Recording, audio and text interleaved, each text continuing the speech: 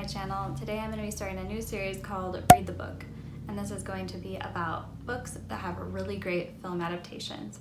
So a lot of the times when I'm talking to people, I'll say, have you read that? And they'll say, well, I saw the movie.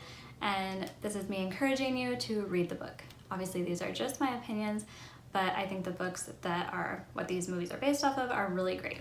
And the first book is The Princess Bride by William Goldman. And this is a really great book. This is going to offer you a lot that the movie can't, because the movie's runtime is usually an hour and a half.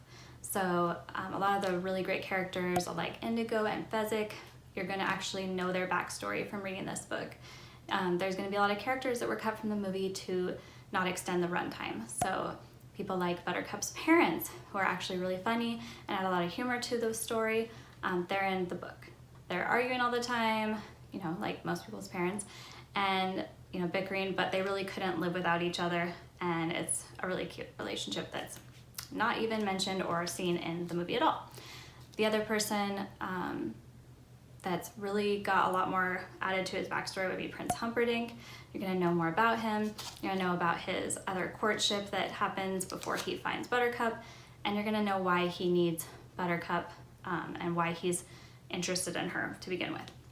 The other thing that this book adds onto is Buttercup, who we are told is the most beautiful woman in the world by the time she meets Prince Humperdinck, and you actually go through the story of her going from, you know, I think she starts out like in like 30th ranking, and then slowly she gets more beautiful and more beautiful until she's the most beautiful woman in the world, which is interesting and nothing else.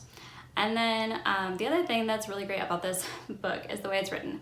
So William Goldman is basically telling you throughout this book that he has adapted this book from ancient Florinese history that was written by S. Morgenstern. And if you've seen the movie, this is kind of going to make sense to you.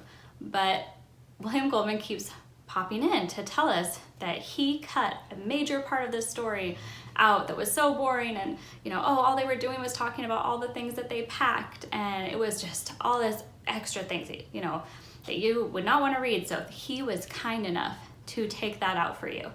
And I find that hilarious. Like, he created this whole persona of this S. Morgenstern, that's this guy who's obsessed with this Florinese culture and, you know, the country of Florin. And he's doing us a favor by coming in and basically reining him in. Like, no, we're not going to have 2 pages on what they packed, and we're not going to talk about, you know, all the backstory of how the government was formed. So it's just a really fun book. I love this book. I read it to my husband when he was sick, because of course, and I just think this is a perfect book right now for just some lighthearted, fun reading. So that's my recommendation for Read the Book. And if you like this, please like and subscribe, and I hope to talk to you in the comments.